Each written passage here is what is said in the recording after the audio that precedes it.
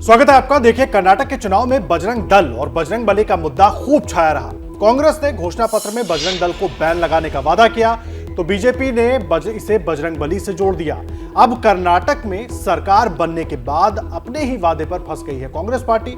जमीयत उलेमाए हिंद के अध्यक्ष अरशद मदनी ने अब कांग्रेस से अपना वादा निभाने की मांग कर दी है। ये बड़ी खबर हम आपको बता रहे हैं। एबीपी न्यूज के संवाददाता अभिषेक उपाध्याय से बातचीत में अरशद मदनी ने कहा कि अगर कांग्रेस ने वादा नहीं निभाया तो लोग उस पर भरोसा नहीं करेंगे। मदनी ने यह भी कहा कि अगर बीजेपी अपनी नीति बदले तो मुसलमान उसके साथ भी जा सकता है।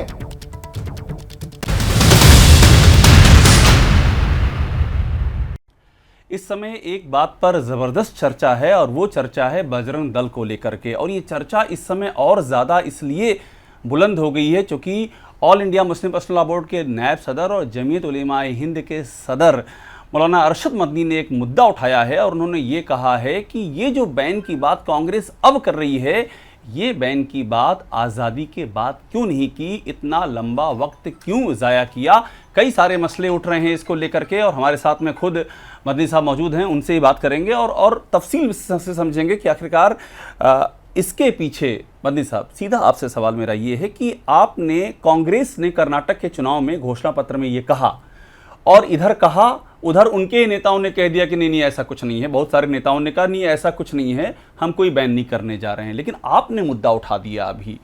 तो इस वक्त पे आपने ये मुद्दा उठाया है, तो ये वक्त पूछा जा रहा है कि अरशद मदनी साहब ने इस वक्त पर इस मुद्दे को क्यों उठाया है? नहीं, हमने नहीं उठाया है।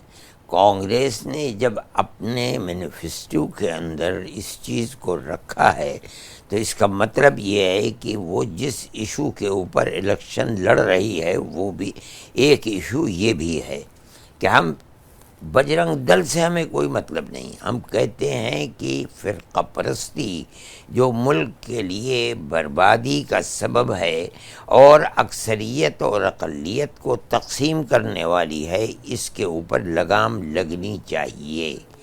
जब ही मुल्क फल फूल सकता है और मुल्क के अंदर अमन व अमान कायम रहता है। तो आपने जिस हमें इससे नहीं गरज है कि वो बजरंग दल है। उन्होंने कहा है बजरंग दल को। बजरंग दल कितने दिन की जमात है?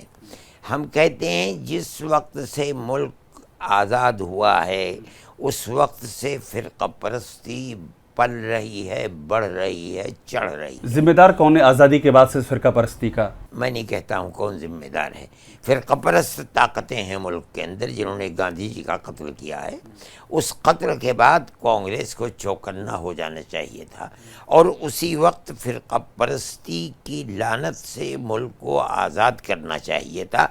जो फ़िरक़ा परस्त हैं उनके लगाम डालनी चाहिए थी, नाक में नकेल डालनी चाहिए थी, लेकिन कांग्रेस ने ऐसा नहीं किया। क्यों नहीं किया? मैं नहीं जानता हूँ क्यों नहीं किया। मतलब इरादतन नहीं किया या गैर इरादतन ये हुआ है? गैर इरादतन नहीं, यकीनन इरादतन हुआ।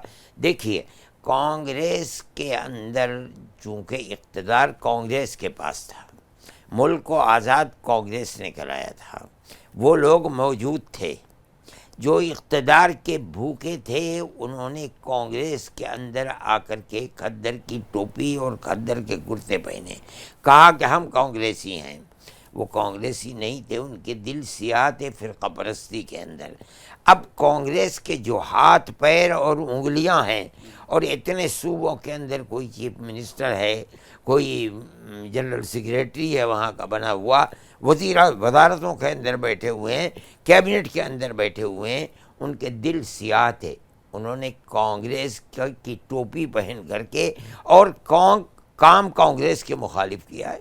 मेरी इस बात को लोग कबूल नहीं करेंगे, लेकिन मैं कहता हूँ। ऐसा उदाहरण आपके पास कोई है कि कांग्रेस के भीतर फ़िरक़ा परस्त बैठे हुए थे? जब कांग्रेस का इक़्तिदार ख़त्म होने लगा तो वो कौन आदमी है जो कांग्रेस के अंदर कांग्रेस के नज़रियात का था? जिन लोगों को दूध पिलाकर कांग्रेस ने जवान किया था, उंगली पकड़ करके जिन्हें मैदान में चलना सिखलाया था, सब के सब कांग्रेस को छोड़कर बीजेपी में चले गए। सारी दुनिया ने देखा है। ऐसा लगता था कि नज़रियात के एतबार से कांग्रेस गांधी फैमिली के सिवा कोई नहीं है। वो आए मैदान में, उन्होंने कहा, उन्होंने अपना एक मैनिफेस्टो दिया और उन्होंने कहा कि हम नफरत की सियासत को कबूल नहीं करते हैं, जो नफरत फैलाने वाले हैं, गुंडागर्दी करने वाले हैं, हम उसके ऊपर नकेल डालेंगे, पाबंदी लगाएंगे। उन्होंने अपने मैनिफेस्टो दिया। मुसलमान और वो लोग जो इस फिरका परस्ती से तंग थे, मजबूर थे, चाहे वो दलित थे, चाहे वो ईसाई थे, हिंदू थे, मुसलमान थे, क्रिश्चियन थे, सब के सब ने मिलकर कांग्रेस को वोट दिया इसी नारे के ऊपर। ये आजादी की बात कर रहे हैं। नहीं, मैं इस वक्त कह रहा हूं अभी कर्नाटक की बात कर रहे हैं, आप एकदम वर्तमान में आ गए हैं। इसी बुनियाद के ऊपर 100 के 100% दिया। और कांग्रेस जो इलेक्शन से पहले बुझी हुई थी, कांग्रेस को चढ़ा करके वहां कर दिया कि तनहा बगैर किसी की मदद के कांग्रेस अपनी पर मौलाना साहब, कांग्रेस तो मोर और लेस आजादी के बाद से गांधी परिवार के नियंत्रण में रही है, फिर आप कैसे कह सकते हैं कि फिरका परस्त वो रही है? परस्त ये है कि जबलपुर का पहला फसाद था सन 57-56 के अंदर, और उस फसाद के बाद 20,000 से जायद फसादात मुल्क के अंदर हुए। ये बताइए कि वो कौन सा फसाद ही है जिसको उम्र कैद की सजा दी गई हो, वो कौन सा है जिसको फांसी के तख्ते पर चढ़ा दिया गया हो। उन्होंने कत्ल भी किया, माल व मता को लूटा, करोड़ों करोड़ की दौलत को आग लगा दी, ये सब कुछ हुआ, मगर कोई पकड़ा तो गया। आपके मुरादाबाद में जो हुआ था 1980 दंगा, उसकी बात कर रहे हैं? नहीं, क्या कौन सा शहर है जिसके अंदर दंगा नहीं हुआ? अहमदाबाद के अंदर नहीं हुआ, बेंगलोर के अंदर नहीं हुआ, बंबई में नहीं हुआ, मुरादाबाद में नहीं हुआ, मेरठ में नहीं हुआ। सबकी जिम्मेदार कांग्रेस कैसे हो गई? कांग्रेस की हुकूमत थी। अच्छा भाई, कांग्रेस की हुकूमत थी। अगर लचकदार पॉलिसी न होती और फसाद करने वालों के गले के अंदर लगाम डाल दी जाती, मुंह में लगाम डाल दी जाती, फंदा चढ़ा दिया जाता, तो मुल्क के अंदर अमन अमान और शांति रहती, कभी फसाद ना होता। आपकी बात सुन करके मुझे हैरानी इसलिए हो रही है मौलाना साहब, आप बहुत ही आपका बड़ा नाम है और आप जो बातें करते हैं बड़ा उसका एक वजन होता है, लेकिन मुझे एक बात बताइए कि कांग्रेस तो सेकुलर पार्टी अपने आप को कहती है, लेकिन इसके अंदर लचक आज मुल्क की इस वक्त में जो बात कांग्रेस ने कही है, जो अभी कर्नाटक में कही है, बिल्कुल मैं कहता हूं, अगरचे लोग लीपापूती कर रहे हैं, मगर मैं कहता हूं कि ये इनकी बहादुरी और हिम्मत की बात है कि हम इसके ऊपर लगा। मैं नहीं कहता हूं क्या बजरंग दल है, मैं कहता हूं फिरका परस्ती पर लगाम लगाने की बात कही है। अगर नहीं लगाएंगे तो किसी दूसरे सूबे के अंदर जाकर के इलेक्शन लड़ेंगे, तो इनके मैनिफेस्टो की कोई कीमत नहीं होगी। अकलियतों ने कर्नाटक में तो जम के वोट दिया कांग्रेस को, अक्सरियत ने भी दिया है, अक्सरियत ने दिया है, अकलियत ने जम करके दिया है, वो कहीं बटी नहीं है। नहीं, लोग कहते हैं 100% दिया, मैं कहता हूं 95% भी अगर दिया है तो बहुत दिया है। ये इसी बुनियाद पर दिया है कि बजरंग दल पे बैन की जो बात कांग्रेस ने अपनी पॉलिसी फिरका परस्ती के खिलाफ जाहिर कर दी। अब कांग्रेस को उस पर जमना चाहिए, अगर नहीं जमेगी तो आइंदा इलेक्शनों के अंदर वो काम नहीं कर पाएगी। अभी जो चुनाव आ रहे हैं मौलाना साहब, मध्य प्रदेश का चुनाव अभी है, छत्तीसगढ़ है, राजस्थान है, पर बजरंग दल का इशू जो आपने उठाया है, कांग्रेस ने लौट करके इस पे कुछ कहा नहीं है। नहीं, मैं नहीं समझता हूं, मैं समझता हूं समझदार लोग हैं। हाँ। इन्होंने अपनी जिंदगी को लगा दिया भाई बहन ने। कुछ आपकी बातचीत हुई है भाई बहन से? नहीं, मेरी बातचीत नहीं हुई है, लेकिन मैं कहता हूं कि ये चीज़ जो उन्होंने की है, ये बड़ी बहादुरी का काम किया है, उन्होंने करना चाहिए। अगर नहीं करेंगे तो कांग्रेस का मुस्तकबिल फिर तारीख और बुझ जाएगा। तो इसका श्रेय बजरंग दल वाला जो हुआ, इसका श्रेय भाई बहन को आप देते हैं? बिल्कुल, ये उनका ही डायरेक्शन है। और बताइए कि मैदान के अंदर काम किसने किया है? कर्नाटक के अंदर जो काम किया है बुनियादी तरीके पर इन्होंने किया है और बड़ी हिम्मत से किया। नहीं, मैं आपकी इस मुद्दे की बात कर रहा हूं। आपने एक मुद्दा उठाया है बजरंग दल पे बैन का, और आप कह रहे हैं कि ये बड़ा ही हिम्मत का काम किया है। सिर्फ बजरंग दल नहीं, मैं कहता हूं बजरंग दल तो एक पार्टी है, इसका मतलब है कि वो फिरका परस्ती जो नफरत फैलाती है उसकी बंदिश की बात है। वो जो जाहिरी तरीके पर एक बात कही है, ठीक है, इसके ऊपर लग जाएगी बंदी। पर ये विजन किसका लगता है आपको? ये क्या भाई और बहन का विजन है इसके मैं पीछे? कहता हूं कि कांग्रेस की ये गोया के अपनी वो पॉलिसी जो मुल्क की आज़ादी से पहले की थी, आज कांग्रेस उस पॉलिसी के ऊपर आके ठहरी है जो आज़ादी के पहले थी, अब वो कांग्रेस हो गई है। यकीनन इनको अपनी इस हैसियत का ख्याल रखना चाहिए। कांग्रेस इसी से जिंदा रहेगी, अगर इससे हटेगी तो कांग्रेस मर जाएगी। पर एक बात मुझे और आप समझाइए, आपने इतनी बड़ी बात कह दी है, लेकिन इसके बाद भी मैं असदुद्दीन ओवैसी की बात करता हूं। आप चूंकि आप मुझसे सियासी बात ना करें। सियासी बात नहीं मैं करूंगा मैं नहीं आपसे। करता हूं ना किसी का इलेक्शन लड़ता हूं ना लड़ाता पर इससे फर्क पड़ता है ना जब वो आके कहते हैं कि नहीं कांग्रेस मैं धोखा दे नहीं रही जानता है। वो क्या कहते हैं, उनसे जाकर के पूछिए। मैं जो कह रहा हूँ ये बात कह रहा हूँ जो आपके समझ में आ रही है। मैं नहीं कहता हूँ ये बात कौन आकर के क्या कहता है, वो जाने, उसका काम जाने। मुझे एक बात और आप समझाइए, आपने बजरंग दल की बात कही, एक मुद्दा आपने और उठा दिया कॉमन सिविल कोड का। मैं अभी पढ़ रहा था, आपका एक बयान आया हुआ है और आप कह रहे हैं कि कॉमन सिविल कोड अगर लागू होता है तो पूरा ये जो जमहूरियत है ये सब जो है खतरे में पड़ जाएगी।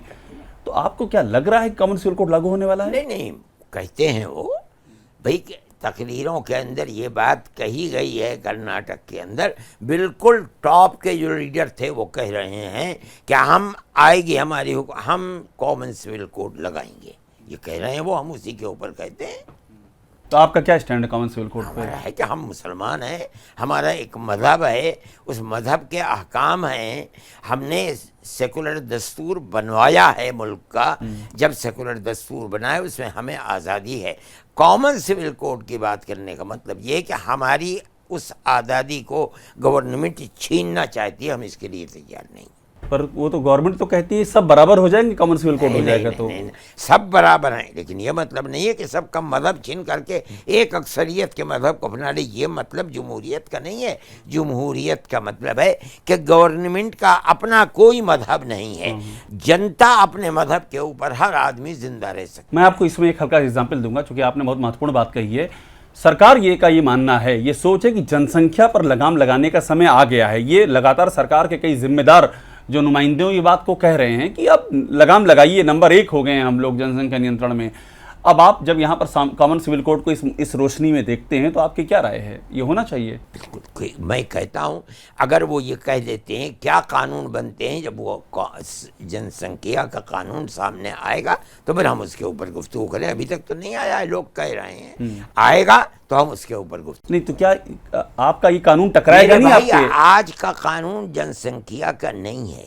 जमीयत उलमा के जलसे के अंदर बम्बई में जो बात हुई है, आप उस बात के ऊपर मुझसे बात, मैं आपकी कॉमन सिविल कल को जिस वक्त बस ये मसला आएगा उस वक्त जमीयत उलमा का जो मौक़िफ़ होगा उसके आपने एकदम ठीक कहा, आपकी बात से मैं कायम है। आपसे वजह क्यों मैंने ये सवाल आपसे किया, कॉमन सिविल कोड को उससे भी जोड़ दिया जाता है कि जनसंख्या का भी इन सबके लिए आ जाएगा, कि सबके जो बच्चे लिमिटेड हों।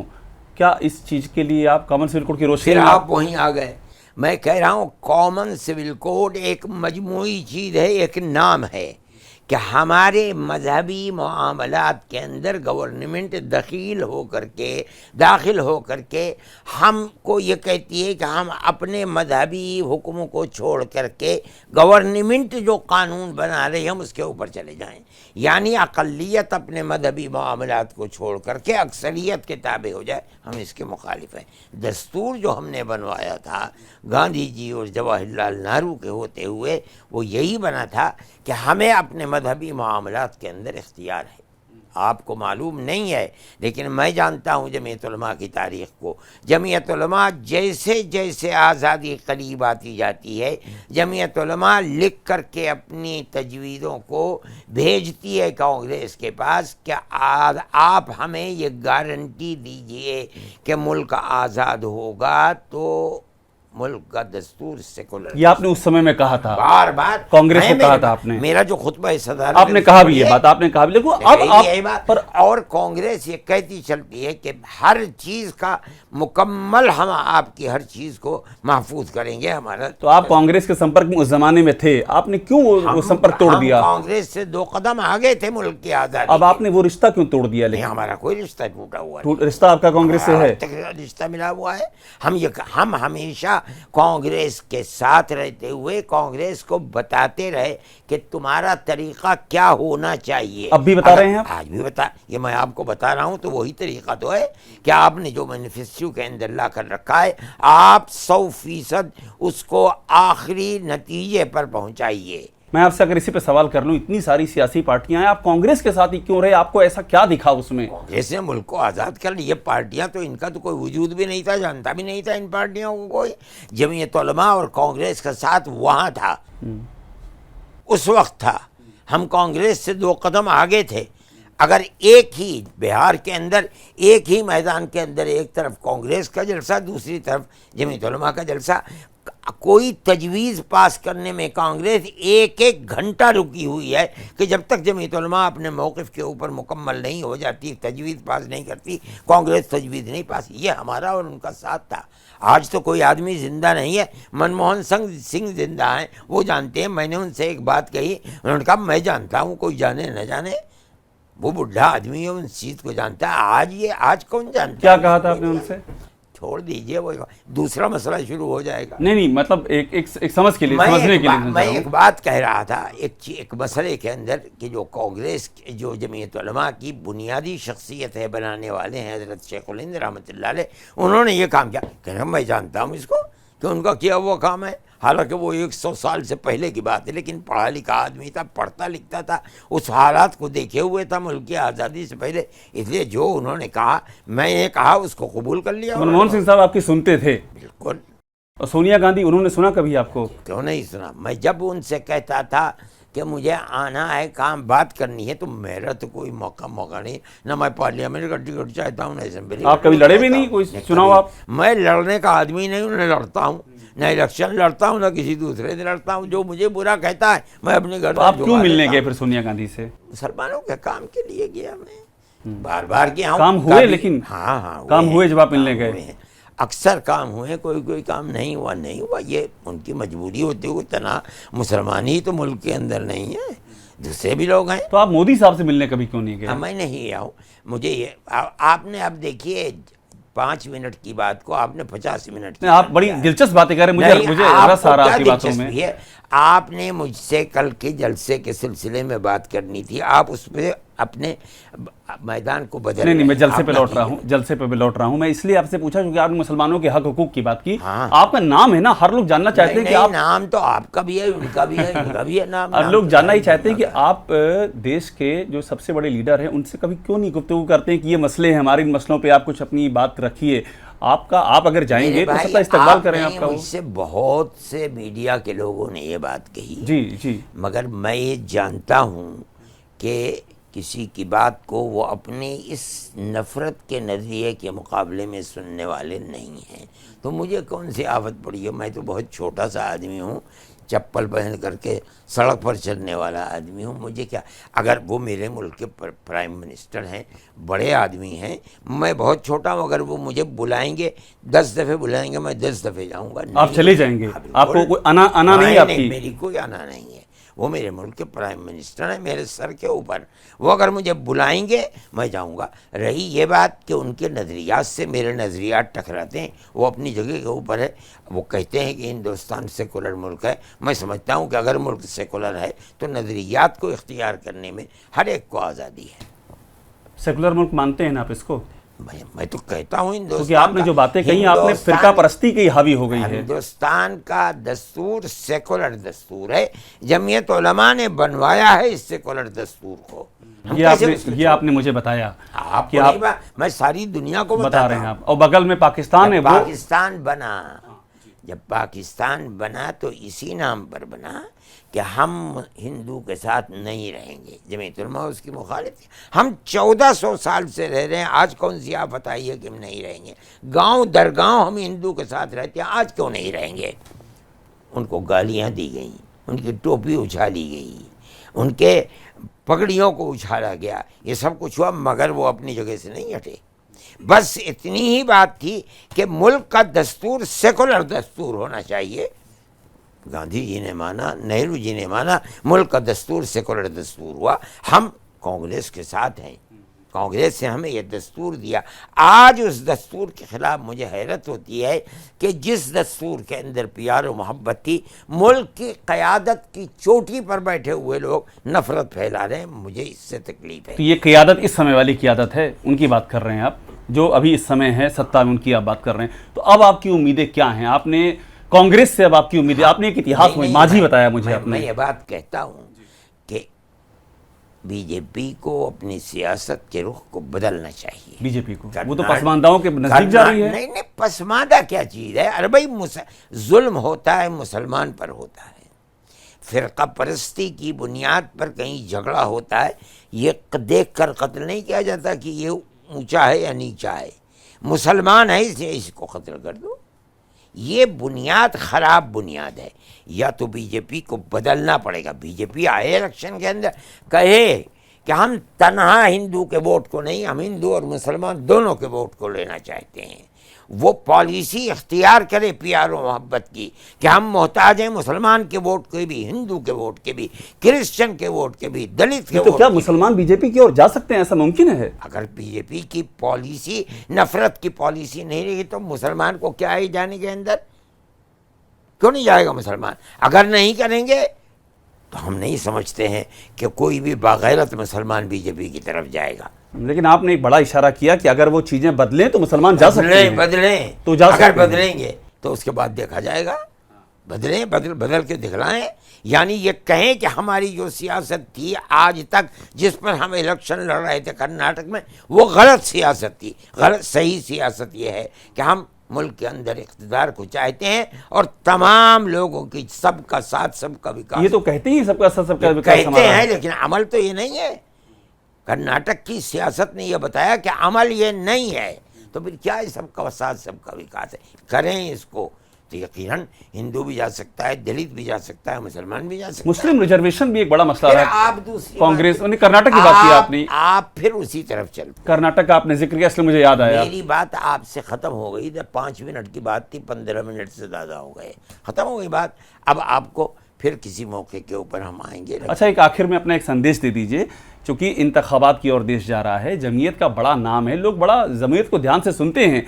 जमीयत का क्या संदेश है 2024 ये में? है कि मुल्क 1400 साल से जिंदा है, चल रहा है प्यार और मोहब्बत की बुनियाद के ऊपर।